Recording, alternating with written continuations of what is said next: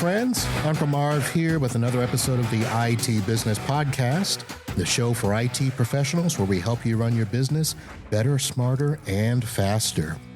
Today's show is another NSITSP member spotlight where we talk about members of the organization, who they are, and try to convince you that if you're not a member of this association, well, you should be.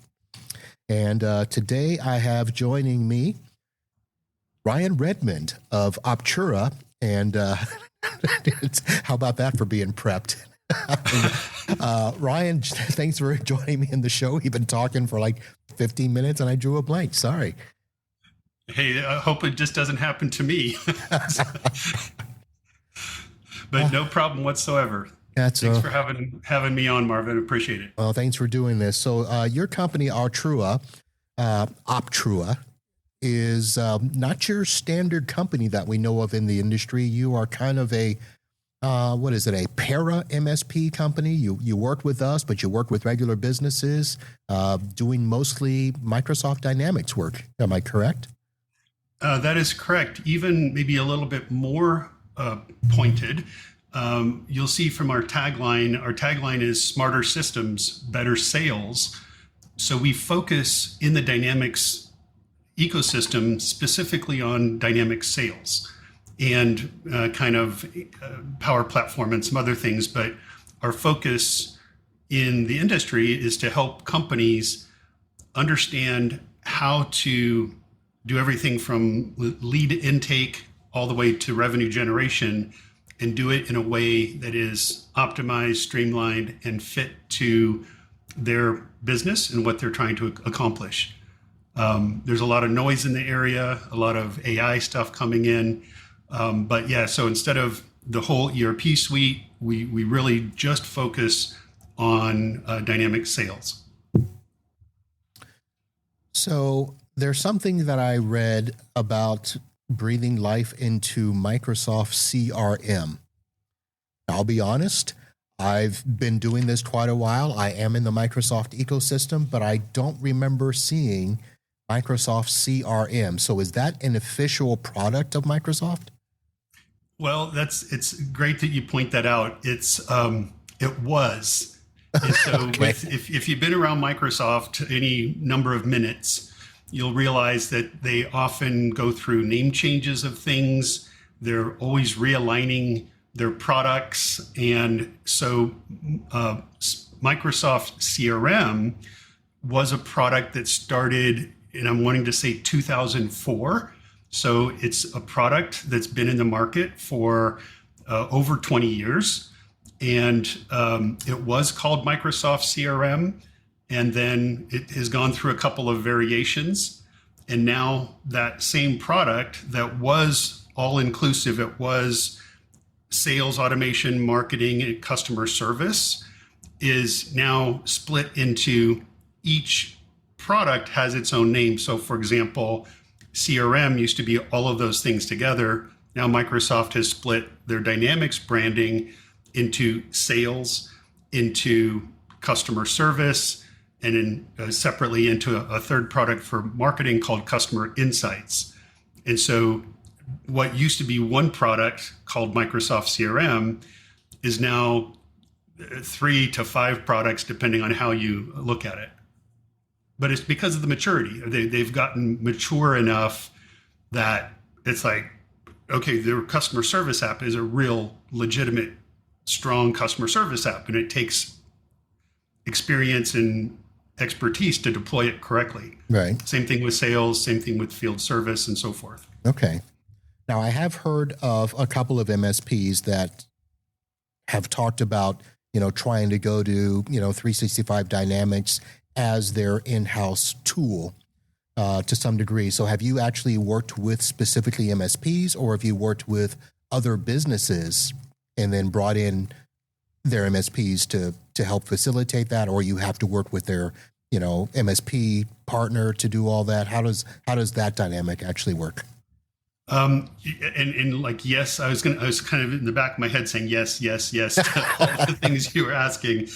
And so, yes, we have one of the interesting things, if you're a Microsoft partner, you know that you pay your Microsoft partner fees and you hit certain levels within the Microsoft ecosystem, and you get a collection of free Microsoft software. So things like, Office and, Business Premium, and you get a collection of software. One of the pieces of software that you get as a Microsoft partner is Dynamics, and you'll get, different licenses to Dynamics. You might get Dynamic Sales or kind of an all-up SKU that gives you access to a number of things. And so we have worked with partners that are trying to take these free licenses and deploy them within their own organizations. That was the first question you asked me. Hey, do we work with MSPs? Yes, because it's really cool that you get free licenses and not sure what to do with it. We can help you. Also, from a customer perspective, we work with a variety of customers, mostly in the business-to-business space. But those customers more and more have external IT companies. And the nature of Dynamics, it's not an app that sits all by itself. It really is integrated into the Microsoft stack. So if an MSP is deploying security and helping their client remain safe, we need to work with that MSP to correctly deploy Dynamics and so forth. So we, in one sense, aren't your traditional MSP, like you mentioned. We're kind of in this interesting space. If you define an MSP as infrastructure, security, that type of thing. But if you broaden the idea that an MSP is just managed IT services, then we fit right into that mold. Okay. So I don't know if I hit all the question, but you threw a bunch at me at once, and I tried to answer them all. I'm sorry. I have thoughts and they all run together sometimes. I think we all do. Yeah. So that helps explain a little bit of that. Now, before we get too far into that, because that's unfortunately why we're not here. We're actually here to talk about your involvement in NSITSP, but I do want to ask about your history. Because you've been doing this for quite some time. I know you've got 20 plus years doing CRM type stuff, but not all at Optrua. So when did all of this start for you? What got you down this path? Oh, that's a story. I'll try to give you the short version. Okay. So I'll start at high school, but I'll go through really fast. So I've been in computers since high school, and that was when they were first coming out with the old TSR 80s and the old big huge floppy disks and all of that stuff. Fast forward, went into the military, was in the military for 6 years, did computing in the military around the nuclear power program for the Navy, and then got out, went to university, ended up in mechanical engineering. But as I was doing mechanical engineering to get my way through school, I started a traditional MSP. I was doing security, networking, servers, infrastructure, and did that through my life as a student.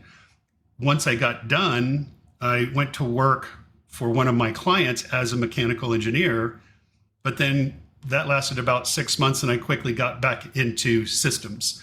They had some old mini mainframe stuff that they needed to get rid of. We brought in some new. It was a manufacturing company. We brought in some new software, deployed it throughout their organization for everything from inventory and shop floor control to, accounting and AR and AP and that kind of stuff. Fast forward a little bit further, I left that company, went to work for an ERP consultancy. And so I help companies deploy these large ERP systems. While I was working, and this was probably mid-90s, while I was working for this ERP consultancy, I was over their technical services division. The owner came to me and said, "Hey, there's this new thing called Salesforce automation. Would you take a group of our developers and go build a product into our ERP suite? Because we don't have one." And so we did. And so at the very beginning, I had experience with ERP systems, with enterprise companies, with consulting, software development. And now I got into probably 90, I want to say it's probably 98, 99. got into what then became CRM. Worked in that industry for a number of years. It was probably 3 or 4 years developing this integrated ERP/CRM system. That company went sideways. I think it was 2002-ish, the dot-com crash happened, 2000, 2002 in that time frame. And all of IT just kind of imploded right after the year 2000 for a little while.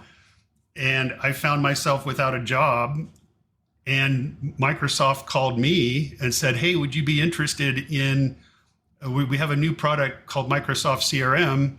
It's just hitting the street. Would you be interested in being a supplier, vendor, partner, helping us push out this new product called Microsoft CRM? So long story short, through one happenstance after the other, I ended up courted by Microsoft to help push their Microsoft CRM product forward.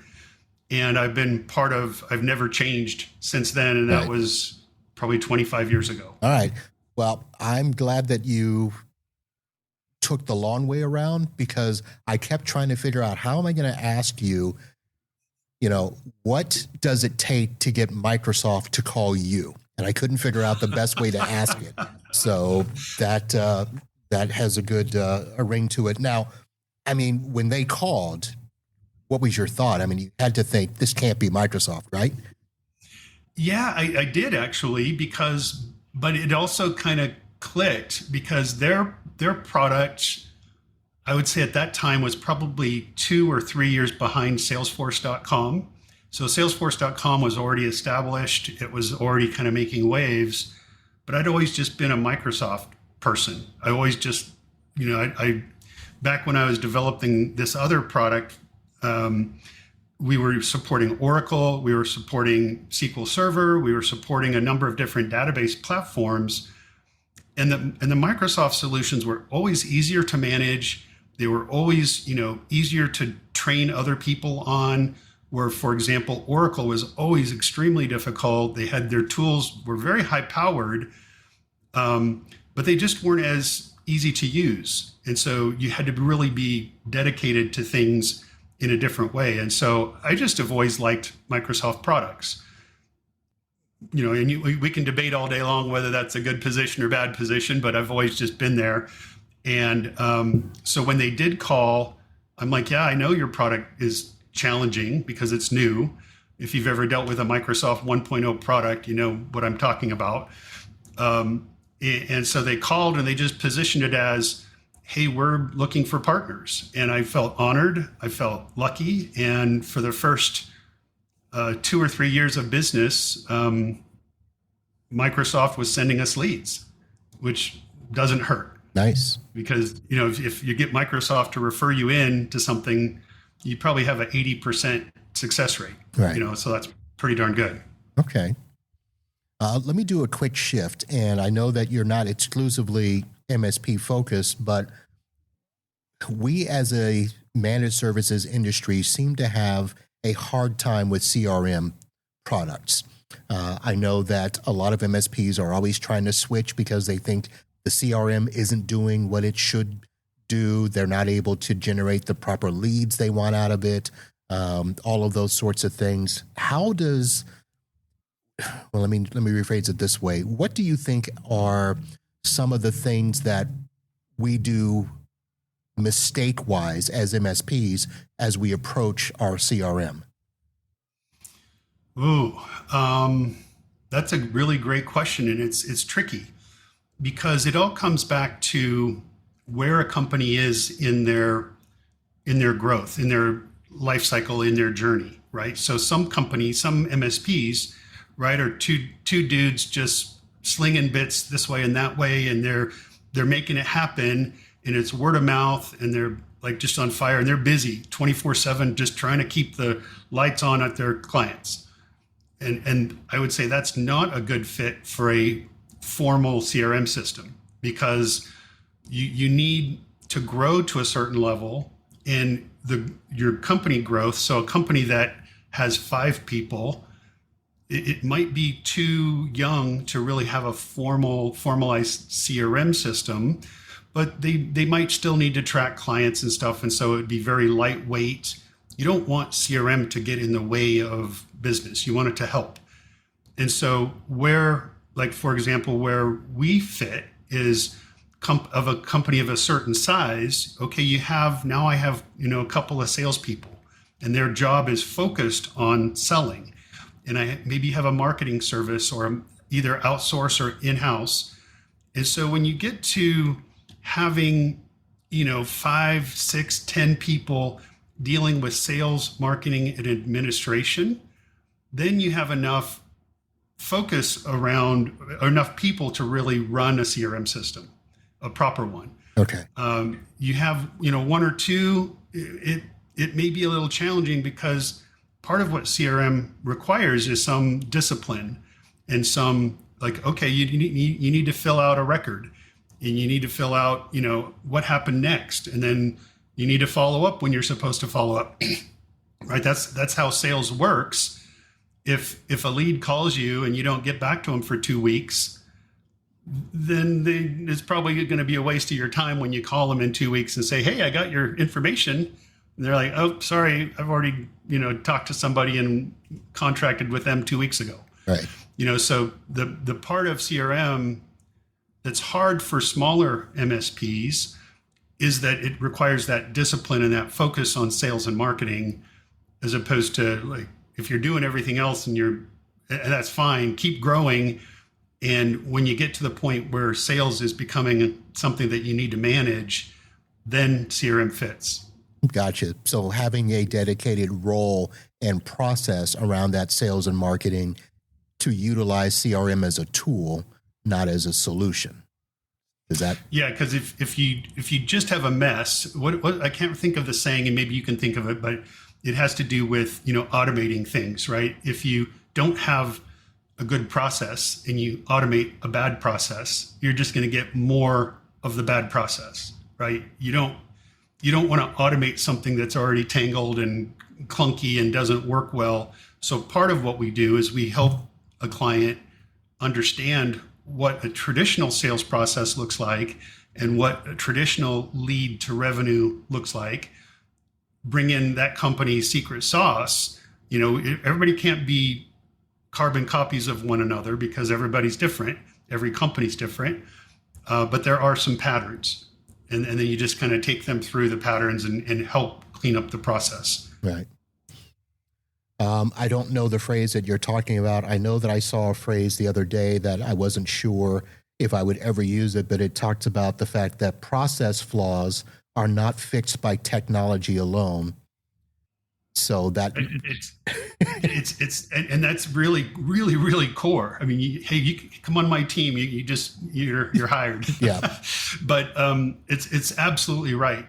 CRM does not fix people or process. Right. CRM is an automation tool. It can do some really amazing things, but without people on board and without the people coming to the table and needing it, it just doesn't, it doesn't work as well because you're just automating things to automate them. Right. Makes you feel good. Hey, I've automated this, but your process was broken to begin with, and now it just breaks faster because it's automated. Okay. All right.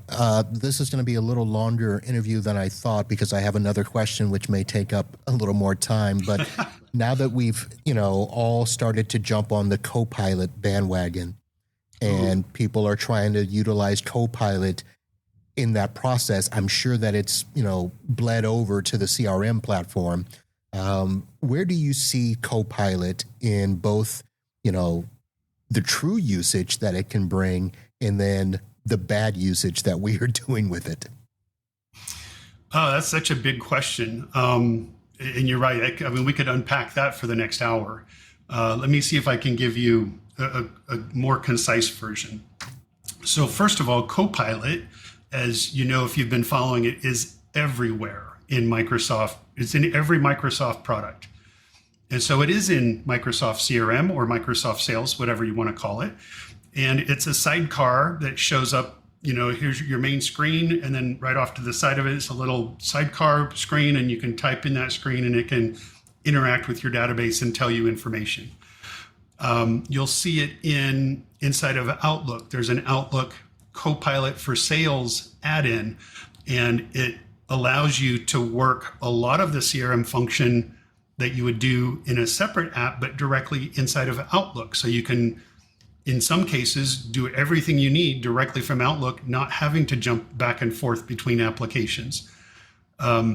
You're seeing in sales, there's definitive, we talked about process. Each company, and maybe I'm thinking of just a traditional process flow, there might be 20 different boxes of, hey, this happens, then the next thing happens, then the next thing, thinking of like a process diagram, think of 20 boxes connected with, process steps. At each of those boxes, there might be something to automate depending on a business, or there might not be. And so really to know where to apply AI comes back to the first question that we were saying, well, if you don't have processes, there's nothing that's going to help you by putting AI on top of something where no processes exist. You're going to get a lot of noise. You're going to get a lot of recommendations, maybe from something that doesn't really understand your business, and you're going to get frustrated and say, oh, this is garbage. But if you take it and say, like we've done for some clients, hey, we're pulling leads into the system. We want to use AI to tell me if these leads are real leads or if they're just spam bots going to somebody's web page, filling in the information and submitting it as a lead. But if you get a company that has hundreds of these coming in, that's a real problem for them to sort through all of these spam. You're getting spammed in your CRM system. And so that's where a good place where AI could come in and like, okay, these are just junk. You don't even have to worry about them. Let's have you focus on the real leads that are important to move forward. So I don't know if I did a very good job answering the question, but it is everywhere in every business application. It's baked into CRM. You can use it right out of the box and provide useful information. Like, hey, tell me the next thing I'm supposed to work on, and it'll surface up your list of activities and help guide you there. You can extend it. You can customize it more towards your business.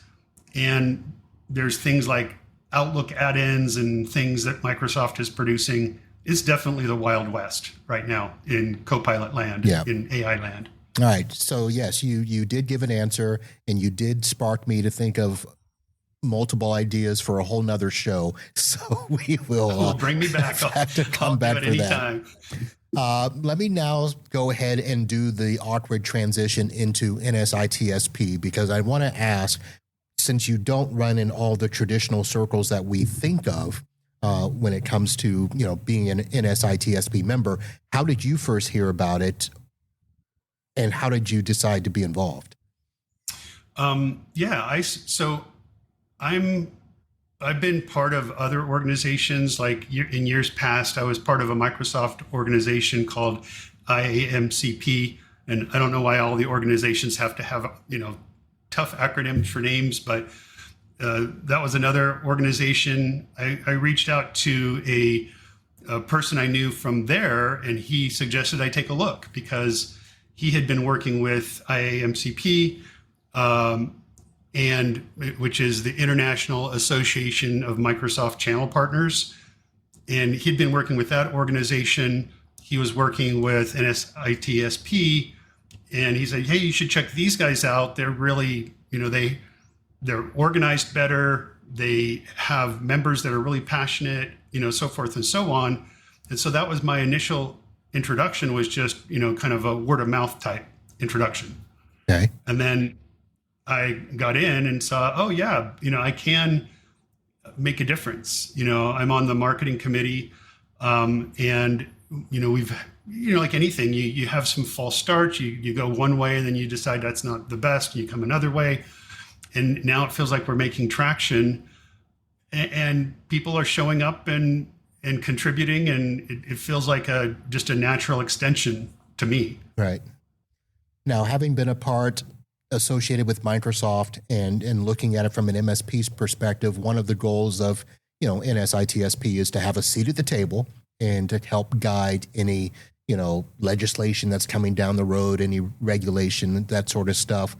Do you see all of this as the proper way we should be doing it? I mean, are we, and I'm asking this at the fear of Carl, lashing out at me saying, don't ask that question. But, I mean, we're trying to do something. Are we doing the right thing?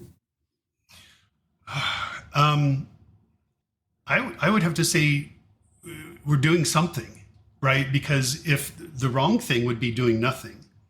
But one of my philosophies is it's better to go and try something and fail, but do it quick. Don't fail over, the course of 5 years. Do it like over the course of a couple of months, learn the lesson, readjust, and move forward. So I don't know if we're doing the right thing, but we're doing something, and it feels like it's in the right direction with the right spirit. So maybe to any of the listeners out there, check back in 3 months and see if we're doing and let's review it again in a short while. Yeah. But I think we're doing something, and it seems right to me that, we're thinking of legislation, we're thinking of things that would help. And that's kind of why I'm here is, what can I do to help? Right. Do you see in your own mind some of the big challenges that, I'm going to say solution providers in general face? We've got cybersecurity, we've got AI. Is there anything else that you think is lurking out there that we need to pay attention to?